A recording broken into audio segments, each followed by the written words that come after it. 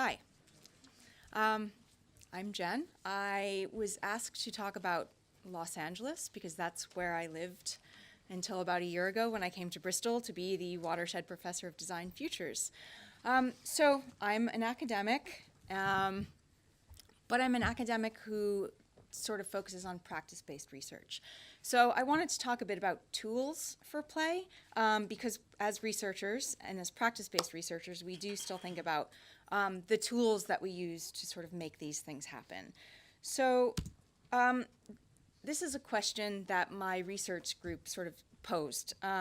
So this research group was called the Emergent Cities Research Group.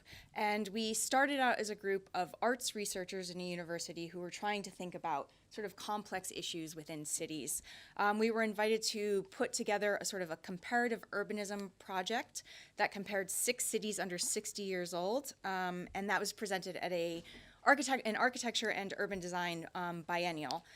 And we were doing a very sort of data-driven, data visualization-focused comparative urbanism study. And we were like, okay, well, we can do a lot with the data. There's a lot of open data. We can really start to think about cities comparatively through the data. But what if we could make that a bit more playful and a bit more insightful and a bit more equitable? So we sent out a bunch of cheap cameras. There were those flip cameras a couple years ago. And we sent them we were in Shenzhen, Las Vegas, Almere, Chandigarh, Brasilia, and there was one more because there's 6. Anyway, so we sent cameras out from our network of artists or cultural institutions there and asked for images of the sort of lived experience of the city to contrast with this comparative urbanist data that we were looking at. And we did this interactive installation. And the images that we projected around the room that were sort of triggered by the poking at data were far more compelling than sort of looking through all of these pages of data. So we thought, cool, this was sort of fun, but how can we do that in our own city, and how can we make it more playful and not just for a couple of people that were able to send photos for us? So again, the group is called the Emergent Cities Research Group. We were looking at emerging topics, specifically around emerging technologies and public art and playfulness in the city. So we were specifically looking at what the role of arts research within a university might be in creating playful civic projects.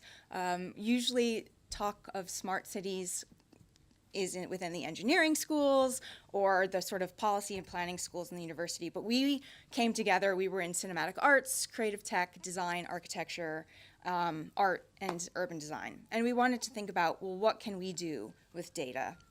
At the same time, we were talking with policy and planning and communications and LA Mayor's office because there was an initiative, the new launch of the sort of LA open data. And the city was like, look, we have all this data. What can you guys do with it? And we're like, oh, well, we could make visualizations and send them around the city, or sort of put them up on screens around the city. But we thought, well, what else could we do? We could see that data. We could see a lot of people were playing with like, well, where do most people get parking tickets in the city? On what day and what hours? Or what is the city budget? So we were thinking more about, from the arts perspective, this is the LA glamour shot. But this is actually what LA really looks like most of the time.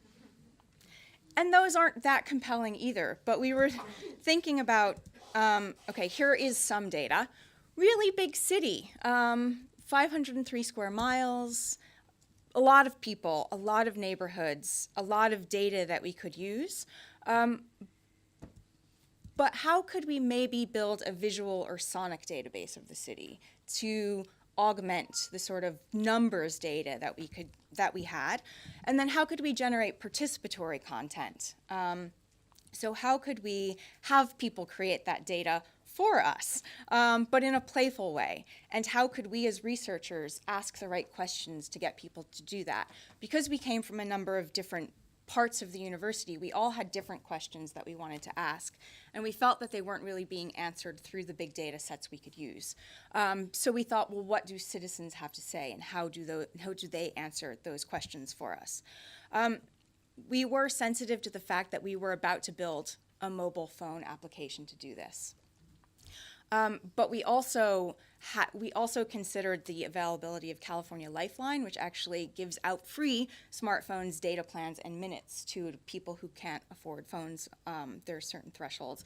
So we were thinking about, okay, well, how can we make something that is as equitable as we can possibly design when we are working at the intersection of emerging technology, big data, but how could we sort of distribute that data or think more about real time and real space for data?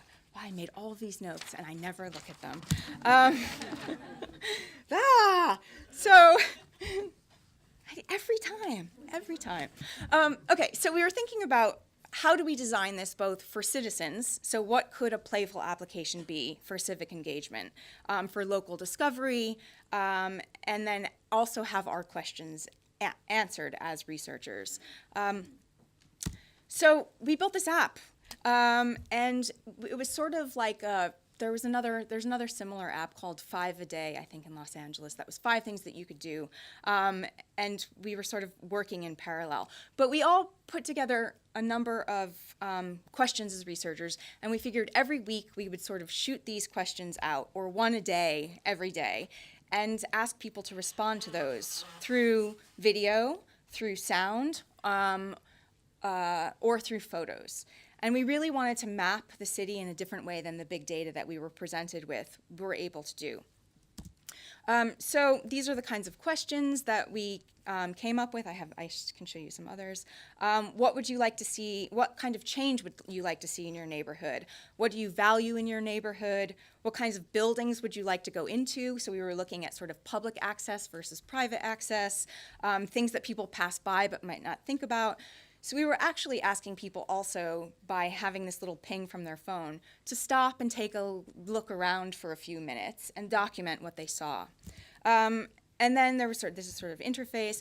But after somebody submitted, they'd also see what other people in that area had also been looking at, or how they answered that question. So we were also trying to have give citizens the ability to discover things they also didn't know about in their neighborhood, to sort of critically engage with if they agreed with some of these things or not. There was a way to annotate photos, to answer photos, and you could also sort of sort by newest, by most popular, or by nearest. So giving people options for how they might engage with the city.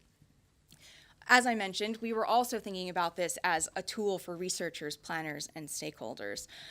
So we really wanted to get at sort of both visually representing the city and sonically representing the city, and building this amazing sort of archive over time and thinking about concerns and how they might change.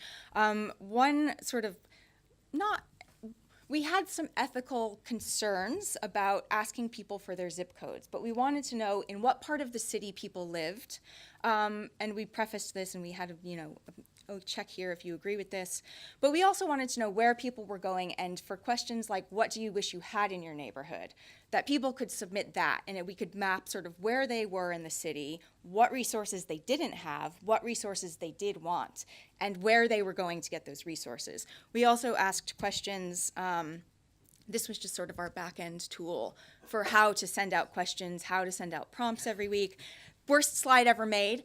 But this is just to give you a short list of the kinds of questions we were thinking about and the core themes that we were thinking about, because we were working with people from policy and planning and architecture and preservation, and also the city itself. We had the chief innovation officer for the city, that was part of our research group, and some other people that came every month to talk about these issues. And we wanted to think about how we sort of really represent these major themes that come up in both research, but how we think about it from the perspective of citizens in the city. And also about how to make something playable and playful. So could we get people to submit these photos by having a sort of playful interface?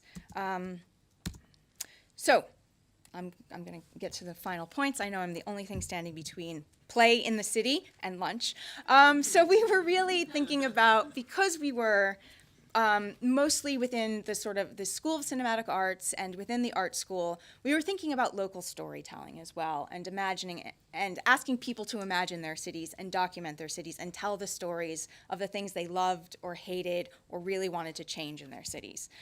We thought about emergent playfulness, so things like leveling up, like if you submitted a number of things, if you really engaged with the app, then you could ask the questions, or you could challenge your neighbors or other citizens to answer the kinds of questions that you were really thinking about too. It was really helpful for us to see the kinds of things that people were really committed to in their neighborhoods.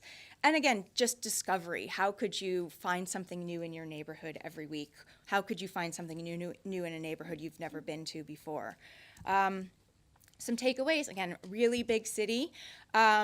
And we tested with a limited group at first. This was sort of a prototype. This was a university research prototype. It's still in development. I've left. It turns out somebody forgot to renew the DNS server last week, so the site's not up right now. Different story. Happy to be in Bristol. The design process was really useful to think both through arts research for us and also how to think playfully in our own research and make playable and hopefully more equitable experiences for the city of Los Angeles. Most of the users, and again, it was a limited number, we were able to sort of distribute through our research group out into the city, but cyclists, walkers, and public transport users submitted the most, which great, because you shouldn't be using your mobile phone while you're driving. But you also pass so much in the car, and we feel like a lot of people actually got out and took the time to stop and get off their bike. We had some feedback from people too, like, yeah, I looked at my app in the morning and then I was cycling and I'm like, there was a question about this. I'm gonna stop and I'm gonna photograph this. So that was important to us, and we hope to continue that. The final point was, this was a nice experiment for us, but there is still some potential for the group that's still there, for broader use of this app within the city and the mayor's office. There was a new project called the Great Streets Initiative that was looking at sort of revitalizing certain areas of the city, and we were thinking about how this could be used as a survey tool actually for urban planners or researchers in the city who were looking to find out what people wanted in certain neighborhoods. So how could you have sort of pop-up experiences around this where people could go out for a couple hours, engage with their neighborhoods, and ask these same kinds of questions. So thanks for listening.